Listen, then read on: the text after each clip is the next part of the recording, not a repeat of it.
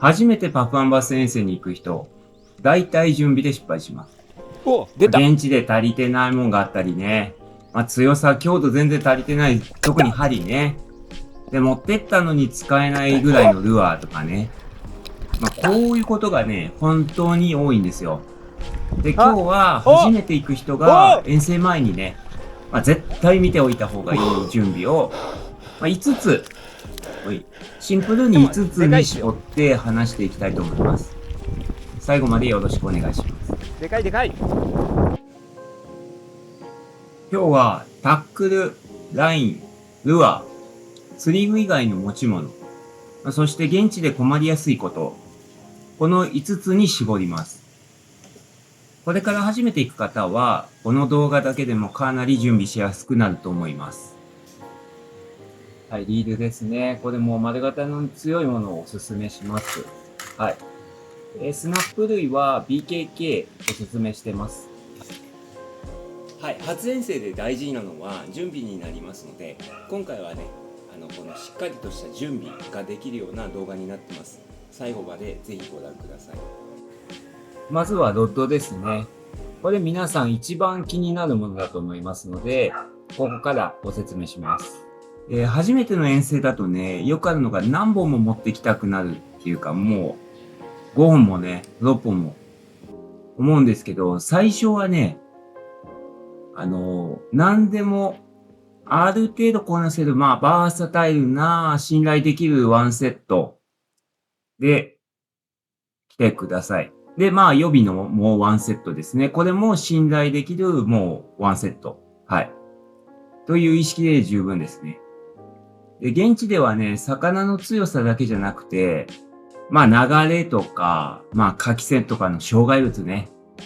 で、魚のかかり方とか、そういうもう全部がね、いろんな要素が重なりますので、多分普段の延長でね、多分大丈夫だろうみたいなので行くと、不安が残ったまま釣りしなきゃいけないと思うんで、このね、不安がある状態っていうのが一番ね、良くないんですよ。しっかりね、これだったら大丈夫って自分で信じられるね、ルアー。これをね、信じられるルアーとかね、タックルね。うん。いわゆるね、最初の一本はね、初めて使うものよりも安心感があるものを使ってくださいね。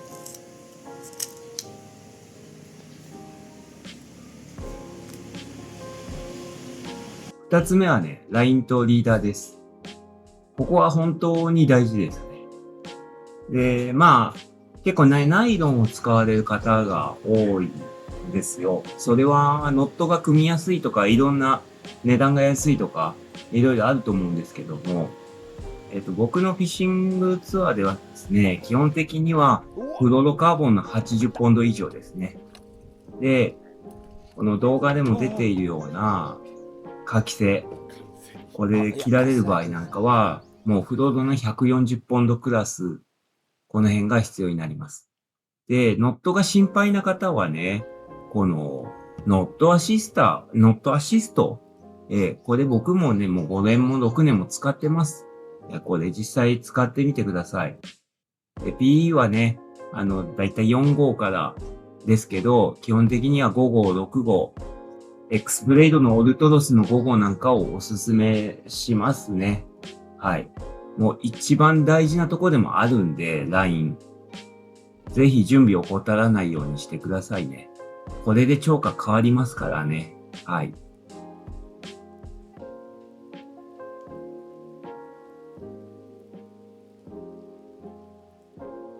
はい。三つ目はね、ルアーですね。初遠征の時はね、多いルアーで、いっぱい持ってくるって方が多いんですよ。なんだけどほとんど使わない。で、なんとなくね、気持ちはわかるんですけども、僕の方ではね、基本的にトップのルアー、このクランクなどのディープダイバー、ちょっと映ってたけども、ソフト系のね、こんなバイブレーションみたいなソフトバイブ。で、バイブレーションね。で、ソリッドのバイブと、ラトリンバイブ、ラトルバイブ。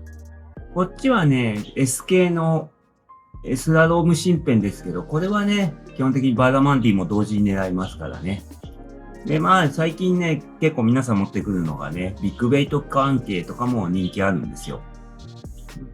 この辺は、役割いろいろでね、この辺、ブラックバスのミノとかもね、持ってきてください。で、あとはこういうマグドラフトなんかのワーム。はい。あと、このちっちゃいね、リーフリーズなんかとね。はい、これはデュオのクロートラップ。はい。これ強いですね。あとはこのデュオのパンゴークスって全部貫通ワイヤーのね、人気あるルアーです。まあ、この辺なんかを使いこなしますかね。はい。で、これ入れてきますね。グリップとフライヤー。これはね、シマノのヒップバッグですね。はい。で、このグローブ。僕は、ここ、3フィンガーだけオープンのタイプ使ってますね。革でね。はい。入れて、で、このスナップね、ここ入れます。リーダー、入れます。で、予備のラインもね、ここ入れてます。で、ノット、第一成功のね、ノットアシスト。まあ、これが早いし、いいですね。早いし、確実で抜けたことないんで。で、まあ、コンパクトなんで、これ。と、これは、まあ、ハサミがいりますね。ベルモントのカッターね。はい。ここをチャックして、で、ここに、僕は、ルアー入れたりね、準備の時はこういうリールをケースに入れて、ここに一兆個にメインのリールとサブのリールをこうやってもうリーダーまでね巻いて入れていきます。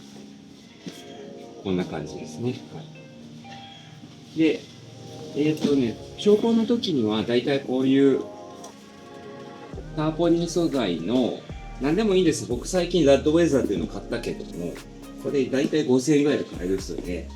汚い。で、ここ40リッターのバックパックに、水入れたり、ルアー入れたり、あとは雨具ですね。雨具とか、ヘッドライトとか、ヘッドライトはこういうとこぶら下げといたらいいと思いますね。こうやってね。それも。こういう感じでやってますね。はい。ここは意外と見落とされやすいんですけども、まあ実は現地でかなりね、差が出ますね。まあ、フィリピンなので暑さ対策、熱中症対策ですね。あと突然のスコール、雨具ですね。あと虫。まあそんなにね、危険な生物多くないんですけども、まあ日本の虫除けなんかを持ってきてくださいね。はい。で、ボートなんかにも乗りますので、例えば携帯電話を落としたら、ゴガグリップを落とさないよ。落としても浮いてくるようなフローターとかね。あと懐中電灯。はい。そういうところね。あと変更グラス、帽子、ネックゲイダー、ネックが、まあフェイスガードみたいなやつね。はい。そういうのも、自分がね、釣りに集中できる状態を作れるかっていうのも、めちゃくちゃ大事なので、はい。結構ね、こうやって過酷なとこも行くんですよ。山の方とかね。うん。だから足元なんかをね、ちゃんと歩けるように、ハーフパンツじゃない方がいいと思いますね。うん。あと、ウェーディングもしますからね。はい。その辺の釣り以外の準備もね、しっかりしてください。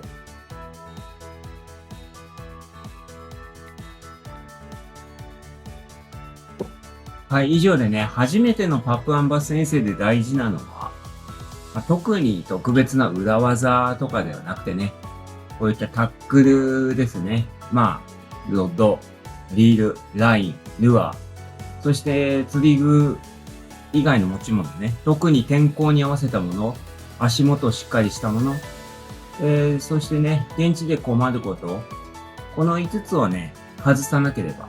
まあ、この現地で困ることっていうのは、基本的に私の方でもね、サポートしますので、はい。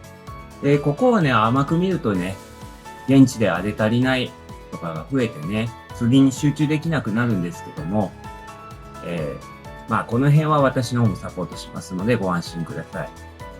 遠征前の段階でね、勝負はかなり始まっているということをね、今回お伝えしたかったので、準備、この動画を見てしっかりしてみてください。次回はね、ルアーごとの違いとかね、このルアーはマストみたいな感じで、ルアーについてね、実調ベースでまとめていきたいと思います。初めての方ほどね、ここを知ってるかどうかで無駄打ちがかなり減りますので、ぜひ、次回も、このルアー特集ね、パップ&バスの、要チェックしてみてください。よろしくお願いします。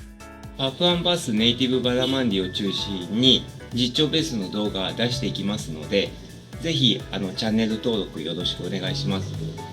予約や遠征のことで気になることがあれば、ぜひね、詳細のところにGmail もありますし、インスタグラムもやってます。はい。